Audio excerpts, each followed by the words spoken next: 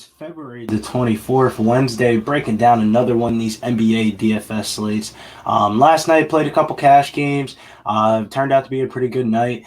Ready to get back into the GPP grind tonight. Make sure you follow me over on Twitter at Getting Bills. And if you're looking for a book, use mybookie.ag, promo code PUFSports for a 50% bonus on your cash deposit. Must be a minimum of $99, 100% bonus on Bitcoin deposit, minimum of $100. Let's break this slate down. First game is Boston versus Atlanta. Boston's 3-point favorites. Over under here is 227.5. The Boston Celtics injury reports looking like Marcus Smart is out and Kemba Walker is potentially out for a rest spot here. Jason Tatum really looks like a good price tag, $9,400, $9,200 on DK tonight. He's been playing at an R-star level, been pretty consistent, draws a pretty solid matchup tonight against the Hawks. Jaylen Brown also as well, if you're looking for a piece of this game but at a cheaper price tag. He's $8,400 on both websites. If Kemba were to miss tonight, Jaylen Brown would definitely benefit a lot. He would be the main ball handler of this offense. So I would definitely have a lot of interest in him. And Daniel Tice, not a lot of good value. I would say there's good value on the slate. I don't really want to play Daniel Tice, but if you want to get this in a game stack with some value, I could see playing guys like Daniel Tice and Peyton Pritchard. But I think there's some better value in the later games. Second game here is Golden State Warriors versus the Pacers. Pacers are 2-point favorites. Over under here is 228.5. The Warriors are in a second game of a back-to-back. They played last night in Madison Square Garden. First game for the Knicks for fans, I think, this year. So the Warriors, very frustrating team to really get a gauge on this year, and I don't really want to play them, especially on the second half of a back-to-back. On the Pacers side, Domantas Sabonis seems like a very consistent player, fantasy-wise. I like to fit him in for cash or GPPs. And Justin Holiday, he's been seeing an influx of minutes. Grades out as a decent play over on FD. About to check the chat real quick. Shouts to my man Millie Mills, doing a show with Millie Mills and Nikki Boston, Mr. Fat Fizz. We're doing the I think it's called the NBA Showcase game tonight. The lineup did pretty well yesterday, Mills. I played a cash game lineup, took your advice, played De'Aaron Fox. I was a little bit skeptical about it in the first quarter, man, but at the end of the night, him and Harden had really good nights. So my cash game lineup did pretty nice. I played the $5, the $10, the $20, and try to multiply that like times 2 to get across my exposure yesterday to make up for my non-GPP plays. But I'm going to be playing some GPPs tonight, so we're going to be talking about some games and Mills. If you like anybody, let me know. I'll definitely make sure I note it. Here, next game is the Houston Rockets 3-point favorites over the Cleveland Cavaliers. Over under here is 219. Cleveland's injury report is looking like Taurean Prince is really questionable, but I'm not really too concerned about that. The guys I really want are the 3 young guys, Jared Allen, Colin Sexton, Darius Garland. Jared Allen got the cover boy privileges today. Double digits in 8 straight games and 5 straight double-doubles. One of my favorite plays of the slate. He's been absolutely crushing. I think he crushes this matchup tonight again. Without DeMarcus Cousins for the Rockets, he might be on his way to Brooklyn, man. I am very excited. If he goes to Brooklyn, man, they get a center, man. I'm always a big fan of good DeMarcus Cousins, man. One of my favorite players in the league. Over on the Rockets side, though, they're dealing with a lot of different injury news. I don't know. Questionable today is Victor Oladipo, Eric Gordon, DeMarcus Cousins, and PJ Tucker. If they were all to miss, it would definitely pop up some value guys like Deshaun Tate, Daniel House Jr., Sterling Brown, Ben McLemore. But without that injury news and the bleak injury news, I should say, not really want to play in too much of the Rockets. So I got to really harness what Cleveland Cavaliers I want to play. I like Jared Allen. I like Colin Sexton also as well. He's been the primary ball handler for this team, and he scored 20-plus points in each of his last 6 games. So I don't think people have really noticed how good Colin Sexton's been playing. Also, Darius Garland as well. I always say this in fantasy. minutes equals money, and man, he literally has not came off the floor for these last couple games for the Cavs. They're giving him as many minutes as he can handle. I'm a big fan of Darius Garland tonight. If Taurean Prince were to miss out, it wouldn't really pop up a guy like Chetty Osman as well. I wouldn't really want to play Chetty. I'm a big Chetty fan, but not tonight. Detroit versus New Orleans, this is the next game. The Pelicans are 9.5-point favorites. Over under here is 225.5. Pistons injury reports looking like DeLon Wright is out. So I really like Josh Jackson, man. Josh Jackson, he's been balling of recent. I played him in my cash lineup yesterday. I only played one lineup yesterday, and I got the Josh Jackson. He came in at pretty low ownership, and he had a really good fantasy night considering how bad of a shooting night that he had. And those are the guys that I really like to play because if the shot ends up falling for them, they're going to end up crushing the slate. So Josh Jackson's definitely going to be a staple in my GPP lineups today. And then also, second guy I want to talk about on this team is his name is Ukrainian, so I'm really going to jack up the name. It's like Sevi Mulyak, second or third year player from Detroit Pistons. His college affiliate is Kansas, but he's Ukrainian. He's been starting for the Detroit Pistons since they've been dealing with a lot of different pieces being in there. And he's at bare minimum price on DK, $3,100, $100 above minimum price. And then minimum price over there on Fanduel also as well. He's a really good shooter. He can light up the scoreboards at any time. I think he's going to come in really low owned because there's a lot of chalky value on this slate. But I think Stevy's going to grade out pretty well today, and I don't think anybody's really going to be on him today. On the Pelican side, Steven Adams is questionable. That kind of really changes a lot of things for this Pelicans team. I could see myself playing Josh Hart in some GPPs. He's been averaging a career high 7.5 rebounds per game. That really helps out his fantasy numbers. Better of a FanDuel play than DraftKings play, $4,700. Brandon Ingram, though, he's coming off a season high in points. I feel like I'm point chasing playing him tonight, so I don't know if I'm going to play him in my 3 max. For the people that don't know, I'm not one of those guys that really play 150 max lineups like that. Especially with this new COVID news stuff, man, that shit gets stressful, man. And I really like focusing on my 3 max lineups and stuff like that, and not having to deal with as much ambiguity throughout the day and stuff like that. On the next game that we're going to talk about, though, is the Minnesota Timberwolves versus the Chicago Bulls. Chicago Bulls, 4.5-point favorites. Over under here is 227.5.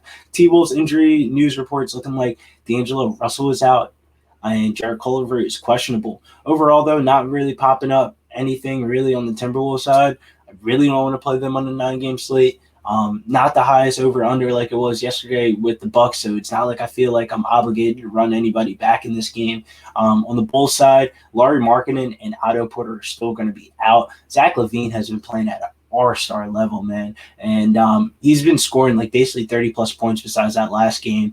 It was like 8 games in a row, and he gets a nice revenge spot tonight against the Timberwolves. I'm not a person that really reads into the revenge spot narrative too much, but with Zach LaVine, I feel like tonight's a little bit different. When you get drafted to a team and you're built up as like the franchise guy over there, and then you end up changing teams, man, it's like only human nature to have resentment towards that team and stuff like that. So I definitely am buying into the revenge narrative tonight for Zach LaVine, and I really like his player props tonight. I think they're going to be too low on the points, and I really think he crushes on this slate tonight. I didn't want to give him the cover boy privileges because I feel like Jared Allen's a bit of a safer play on DK and FanDuel. So Zach LaVine, though, I could definitely see playing him on both websites, but he's not a must or a priority. I think he goes under 10%, and that's the interest in him tonight. Wendell Carter, though, $5,400, $5,800. Watch a little bit of that Bulls game last time they played, and he's looking really assertive of recent. I really like his price tag on both websites.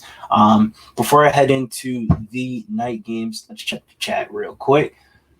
Hey, my boy Big Show said I played my 4 lineups, did pretty well. Cash 3 out of 4. John Collins messed me up. Yeah, John Collins, talking about that, man, I don't think he really plays today. I didn't really say anything about that, but I really don't think John Collins plays today. But good shit, Big Show. Played Garland yesterday. Man, yeah, I want to play Garland in my cash game lineup, but, man, that Mavericks news late in the day kind of fucked everything up for me because it was just like I felt obligated to play Luka, but I didn't get there. it was very tilting. But shouts to Luka though. If you guys haven't seen that clip from last night, they played national television game, and he hit back-to-back 3-pointers for the Mavs to win, and the last one being the buzzer beater. Luka's on a different level, man. I'm glad that the whole world got to see that one. Mills said I'm on Ball and Beasley. Yeah, we'll talk about LaMelo in a second. Big show, like he said. Hit that like button. Show me some love. We're going to be coming out with videos for the rest of the week and stuff like that. We got a couple live streams. Big Saturday card coming up. Looking to bounce back. Been coming off of a couple disappointing card performances for me. But next game here is San Antonio Spurs versus OKC Thunder. OKC Thunder are 1.5-point favorites. Over under here is 218. The Spurs injury report's looking like a lot of people are on health protocols. I don't know what this team was doing from the 10 days that they missed their games, but man, DeMar DeRozan, Keldon Johnson, Derek White, Rudy Gay, Devin Vessel, all out. LaMarcus Aldridge is questionable. So it's looking like they can have 8 to 9 active players. I would keep your notifications on today because there's a chance, man. There's a real chance that, let's say, Aldridge doesn't play and somebody else gets COVID health protocols or something like this. This game might get canceled, but so far we're not going to think about that negatively and really address the slate. And the Spurs, man, look like one of the chalkiest teams today. I think you need 2 to 3 Spurs in every one of your lineups today. They have so many missing bodies today that everyone's going to have to play a lot of minutes. Starting off with Dejounte Murray, he has the highest price tag on both websites, $7,500, $7,400. He would probably be my favorite player on this team. I know he's missed about 10 games, and that's not really good for NBA players because they don't really practice too much like that. It's not like college. But without Keldon Johnson and DeMar DeRozan, he's going to get the biggest benefit boost of today's slate with all those injury news. And I think he's going to be one of the chalkiest players on today's slate. Marcus Aldridge, depending on if we get news if he's in or if he's out. If he's in, though, I really like him for FanDuel today. $5,600, and then Patty Mills also as well on FanDuel seems like a really good value play. He'll be coming off the bench. He's going to garner some usage also as well. There's some other better value plays on today's slate at the point guard position on FanDuel, but if you're playing on DK today, I can definitely see myself playing Patty Mills' value in GPPs. Also, Lonnie Walker, $3,600, $3,700 on both websites. To many guys, there's many guys out tonight, and I really think he's going to benefit from that. The only concern would be he's coming off a stomach illness. I don't know how that bodes well, but probably something I'll look into on his Instagram or something like that later today. Mills said DraftKings or FanDuel or both better for value. I would say depending on what state you play in. So, like for me personally, when I first started playing daily fantasy, I started on DraftKings, and I played for DraftKings for like 5 to 6 years. Spent a lot of money on that fucking website, more than I'm fucking want to say, like a fucking student tuition loan worth amount, I feel like. But throughout the times that I've played daily fantasy, though, I've been noticing there's more holes to FanDuel than there is to DraftKings in different sports. So, like, for the UFC, I like playing on FanDuel a little bit more because of the MVP volatility spot and the fact that they give you points for takedown defense seems like a really weird thing to give somebody points for UFC. And then for the NBA, depending on what type of guy you are, I kind of like playing on FanDuel a little bit more this year because you have to play 2 of every position. So you have to play 2 point guards, 2 shooting guards, 2 small forwards, 2 power forwards, and you only get to play 1 center. But on DraftKings, you get positional eligibility where you could plug in basically somebody in a lot of different spots. Like LeBron is listed as a power forward. I mean, not power forward, point guard, small forward. You can play him in the guard spot or the utility spot. So you have 4 different positions that you can put LeBron in. So then that changes the context of that slate. But when you play on FanDuel, you can only play 2 small forwards. So LeBron's $10,500 price tag is you have to compare that to the other people that are around $10,500. That's just the way to contextualize it. If you have a short amount of time, I would say FanDuel because FanDuel has a better sports book than DraftKings, and they're both connected to both.